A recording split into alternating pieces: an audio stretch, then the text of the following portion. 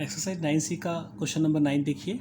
ये क्वेश्चन है, a car was purchased last year for ₹4,15,000।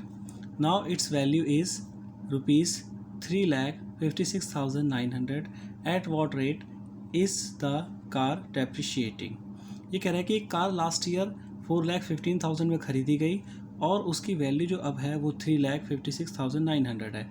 तो किस रेट पर ये डेप्रिशिएट करी, इसका प्राइस नीचे गिरा है, किस रेट पर डेप्रिशिएट किया है। ठीक है, ये इसका प्राइस है। तो अब इसको देखिए, इसको कैसे करेंगे। तो लास्ट ईयर कार का प्राइस क्या था, इसको पहले से लिख लीजिए। सॉल्यूशन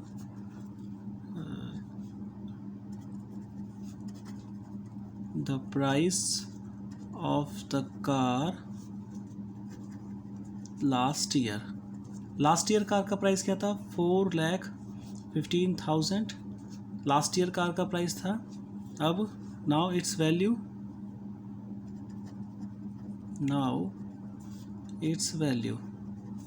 अब इसकी वैल्यू क्या है, 3,56,900।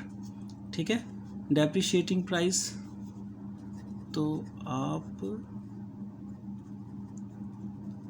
डेप्रिशिएटिंग प्राइस क्या हुआ, जब आप 4,15,000 में से 3,56,900 माइनस कर देंगे तो आपका डेप्रिशिएटिंग प्राइस होगा।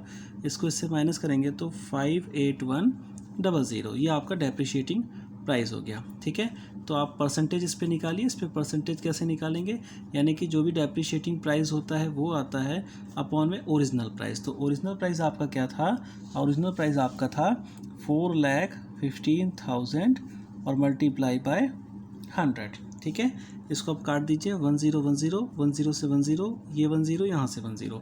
ठीक है, 5 से देखिए, 5 से पूरा कट जाएगा, 5 से ये कट के आएगा 1162 और ये कट के आएगा 5 से, 5 8 जा 40, 5 3 जा 15। ठीक है, 83 से डायरेक्ट काटिए, 83 से ये 1 टाइम में कटेगा 1, फिर आपका 33 बचेगा और 2, और ये 4 टाइम में कट जाएगा। ठीक है, तो फाइनली आपका आंसर कितना आ जाएगा, 14% आपका इसका आंसर आ जाएगा। इस रेट पर ये डेप्रिशिएट किया है। ठीक है, देखिए सेकंड क्वेश्चन इसका है कि on decreasing the price of a car by 6% car का प्राइस डिक्रीज कर गया है। Its value becomes 2,49,100। अब इसकी वैल्यू 2,49,100 बची है। What was the original price of the car का आपको ओरिजिनल प्राइस याद करना है। सबसे पहले let the original price of the car, solution में आप सॉल्यूशन में लिख सकते हैं, let the original price of the car. Original price आपने x मान लिया। ठीक है, तो इसका रेट जो है वो जो डिक्रीजिंग कर रहा है वो 6% कर रहा है, यानी कि x का 6% डिक्रीजिंग रेट कितना है, डिक्रीजिंग रेट ये 6% है। और अब आपका डिक्रीजिंग अमाउंट निकाल दीजिए। डिक्रीजिंग अमाउंट कितना होगा भाई, x का 6% डिक्रीज कर गया है तो x इंटू 6 अपॉन में 100। ये 2 से 3 टाइम में कट जाएगा, 2 3 जा 6 हो गया आपका, और 2 5 जा 10 हो गया। फाइनली आ गया 3 अपॉन में 50x। ठीक है, ये आपका हो गया डिक्रीजिंग अमाउंट में।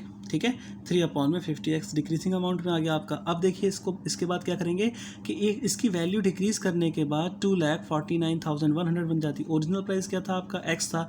अब आप अकॉर्डिंग टू क्वेश्चन लिखिए, ओरिजिनल प्राइस आपका क्या था, वो x था। डिक्रीजिंग अमाउंट कितना हो गया, 3 अपॉन में 50x, और ये किसके बराबर है, ये आपका जो प्राइस बचेगा उसके बराबर होगा। ठीक है, डिक्रीज करने के बाद आगे देखिए, ये 50 का एलसीएम आ जाएगा, यहाँ पर 50x माइनस में 3x अपॉन में 50 इक्वल टू 249,100 हो जाएगा। यहाँ पर फाइनली 47 अपॉन में 50x इक्वल टू 249,100 हो जाएगा। ठीक है, इसको देखिए, इसको यहाँ से देखेंगे तो ये x यहीं रह जाएगा और ये 249,100 मल्टीप्लाई 50 अपॉन में 47 आ जाएगा। ठीक है, 47 से जब इसको काटेंगे तो 47 ये 53 टाइम में कटेगा और 00। ठीक है, इसका मल्टीप्लाई कर दीजिए ये 30 लास्ट में 3 0 लग जाएंगी, और ये 5 3 जा 15 कैरी 1 5 5 जा 25 26। ठीक है, तो ये इसका ओरिजिनल प्राइस आ जाएगा। ठीक है, नेक्स्ट क्वेश्चन देखिए इसका नेक्स्ट क्वेश्चन है, on increasing the salary increase करने पर, on increasing the salary of a man by 12% salary increase करने पर his salary is increased by 2316। उसकी सैलरी कितनी हो जाती है? 2316 हो जाती है। What was his original salary? उसकी ओरिजिनल सैलरी क्या थी? सॉल्यूशन हो जाएगा, let the original salary equal to x. आपने ओरिजिनल सैलरी एक्स मान ली। अब इसमें 12% इंक्रीज़ हो रहा है, यानी कि अब अकॉर्डिंग टू क्वेश्चन अगर देखें तो 12% इंक्रीज़ हो रहा है ना, तो यानी कि एक्स का 12%, और यही 12% जो है ये इक्वल टू 2316 के बराबर है, क्योंकि देखिए वो कह रहा है on increasing the salary of a man by 12% his salary is increased by, his salary increased by 2316। ठीक है, उसकी सैलरी में इंक्रीज़ कितना हो रहा है? 2316 में, और परसेंटेज में कितना इंक्रीज़ हो रहा है? 12%। तो x का 12% ही आपका 2316 है। ठीक है, ये हम ऐसे निकाल देंगे, और इसकी वैल्यू x इंटू में 2316 मल्टीप्लाई बाय 100 अपॉन में 12, ये 4 के टेबल से कट जाएगा, 4 3 जा 12 और 4 5 जा 20, ये 3 4 7 जा 28, ये 3 4 9 जा 36, और ये 3 से कटेगा, 3 1 जा 3 2 3 9 जा 27 और 3 3 जा 9। ठीक है, तो फाइनली x की वैल्यू कितनी आ जाएगी? 19300, यानी कि ये आपका 19300 इसकी, ठीक है, सैलरी हो जाएगी। क्लियर है बात?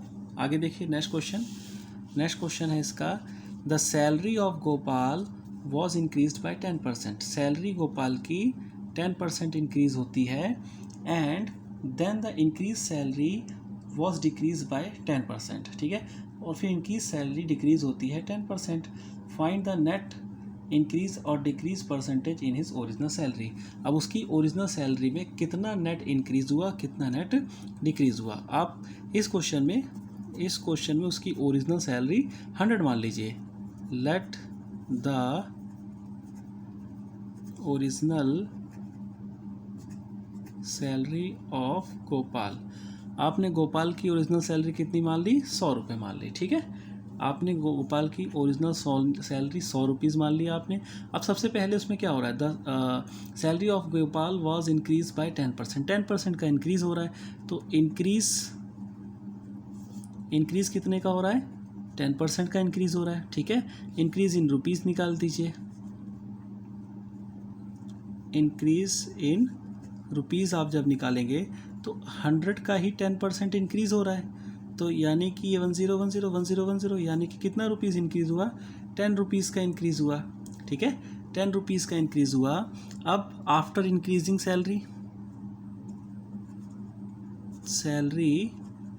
आफ्टर इंक्रीजिंग, अब आफ्टर इंक्रीजिंग सैलरी कितनी हो गई? पहले 100 थी, अब 10 रुपीज़ का इंक्रीज़ हो गया तो 110 हो गई सैलरी उसकी।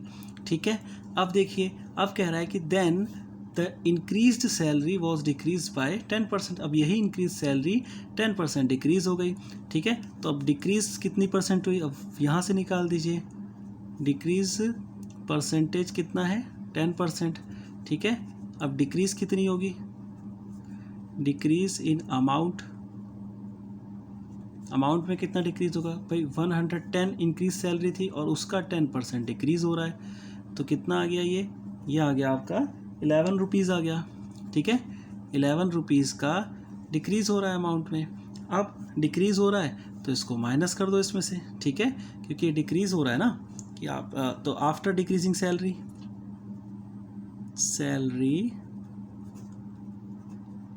आफ्टर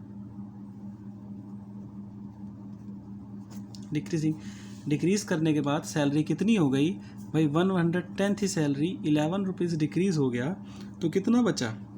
99 बचा, 99 रुपीज़ अब सैलरी बची। अब यही वो पूछ रहा है आपसे कि फाइंड द नेट इंक्रीज़ और decrease percentage in his original salary. उसकी ओरिजिनल सैलरी पे कितना इंक्रीज़ और डिक्रीज़ हुआ? ठीक है। तो आपको यहाँ से दिख ही रहा होगा कि ओरिजिनल सैलरी उसकी 100 रुपीज़ थी, अब उसकी सैलरी कितनी बची, 99 रुपीज़ बची है। ठीक है, तो यानी कि डिक्रीज़ हुआ है। ठीक है, ओरिजिनल सैलरी में डिक्रीज़ हुआ है। तो डिक्रीज़ कितने रुपीज़ का हुआ है, डिक्रीज इन रुपीज़। ठीक है, पहले 100 रुपीज़ थी, अब 99 यानी कि 1 रुपीज़ का डिक्रीज़ हो गया है। अब इसका परसेंटेज निकाल दीजिए, तो डिक्रीज़ परसेंटेज क्या होगा, डिक्रीज़ परसेंटेज 1 रुपीज़ का डिक्रीज़ हुआ है। कितनी उसकी सैलरी थी, 100 रुपीज़ की सैलरी थी, और परसेंटेज निकाल रहा है तो 100 से मल्टीप्लाई करना होगा आपको। अब ये 2 ज़ीरो से 2 ज़ीरो कट गई, फाइनली 1% का डिक्रीज़ अमाउंट आ जाएगा। ठीक है, ये क्वेश्चन थोड़ा सा 100 है, थोड़ा सा ट्रिकी क्वेश्चन है, इसको थोड़ा सा आसानी से सॉल्व करिएगा तो हो जाएगा ये सॉल्व। ठीक है, ऐसे इस क्वेश्चन को सॉल्व करेंगे। नेक्स्ट क्वेश्चन देखिए, after deducting 4% of a bill, एक बिल में से 4% डिडक्ट करा, the amount still to be paid is 1488। अभी भी जो अमाउंट पेड करना है अभी भी वो 1488 पे करना है। How much was the original bill, original bill कितने का था। तो लेट कर लीजिए सबसे पहले सॉल्यूशन में original bill, let the original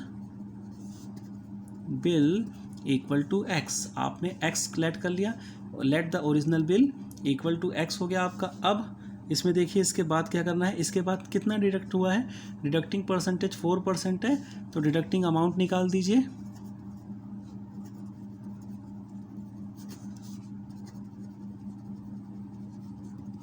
deducting amount कितना आएगा कि x इंटू 4 अपॉन में 100। ठीक है, अब ये 25 आ जाएगा, तो यानी कि x अपॉन में 25 ये डिडक्टिंग अमाउंट हो गया। अब according to question, according to question क्या होगा भाई, पहले ओरिजिनल सैलरी उसकी x थी, x में से डिडक्ट कर दिया x अपॉन में 25, तो उसके पास फाइनली कितना अभी उसे पे करना है, 1488 अभी भी उसे पे करना है। ठीक है, इसका एलसीएम ले लीजिए, एलसीएम लेंगे इसका तो ये 25x आ जाएगा माइनस x अपॉन में 25 इक्वल टू 1488, यहाँ पर 24x आ जाएगा, 24x अपॉन में 25 इक्वल टू 1488 हो जाएगा आपका। ठीक है, यहाँ तक के इसके बाद देखिए, इसके बाद x यहीं रह जाएगा, यह आपका 25 इधर मल्टीप्लाई 24 नीचे डिवाइड में आ जाएगा, तो x इक्वल टू 1488 इंटू में 25 अपॉन में 24 डिवाइड में आ गया।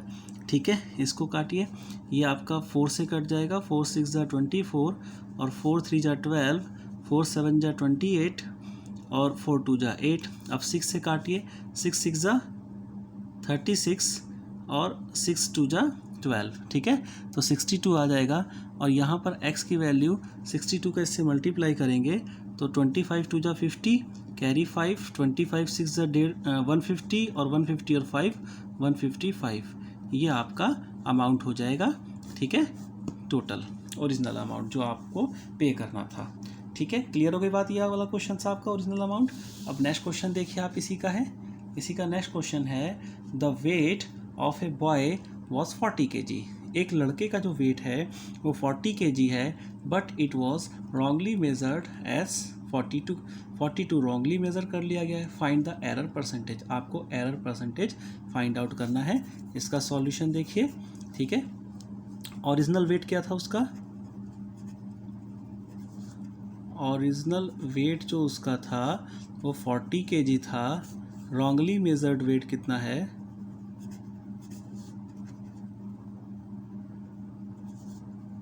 रॉन्गली मेजर्ड वेट 42 kg है। ठीक है, अब देखिए अब कितना इंक्रीज़ करा है।